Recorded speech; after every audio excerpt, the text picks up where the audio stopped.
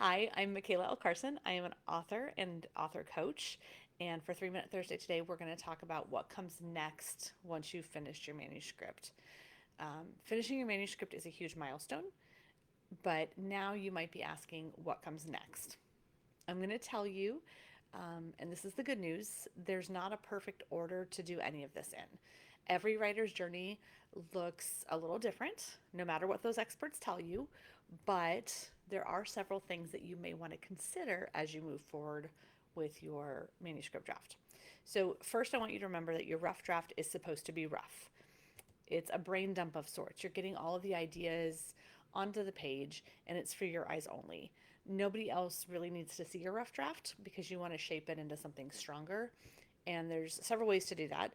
Um, the most important, I think, is going through some self editing rounds. And that process can look different for each one of us. I do like very specific things each time I go through it. Other people do all of it at once. It doesn't matter.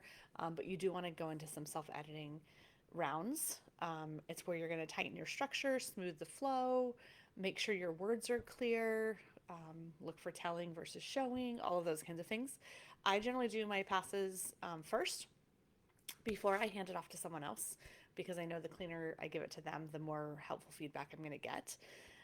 So then after I get that feedback, I hand it on to the next person and so on. So depending on what that looks like for you, let's talk about what that feedback could be. What type and how much is completely up to you. I like getting a lot of feedback, but everybody's different and your timeline might look different too, which would affect that.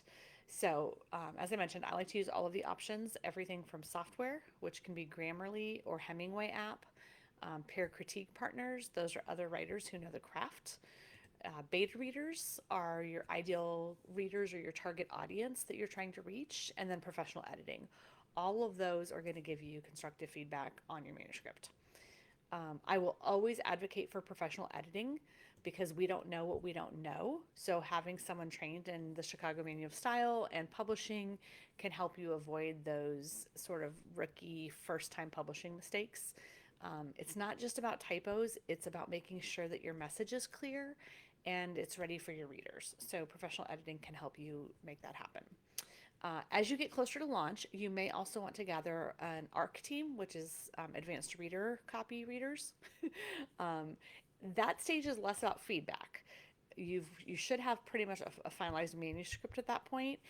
It's more about getting reviews and helping spread the word when it's time to release.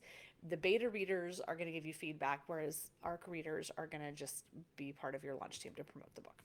So here's the important part that I want you to take away. There is no single right path, right? You can use some of these, all of these, put them in any order that makes sense to you. It's going to depend on your goals and your timeline. If you're not sure what makes the most sense for you and you haven't done a free strategy call with me yet, now is a great time to schedule one. I'd really love to walk through it with you, talk about what your objectives are, and help you figure out what your next best step is so we can do that. Um, I'm curious, what's the first thing you want to do when your draft is finished? What is most important to you? Let me know in the comments. I can't wait to hear what your story looks like.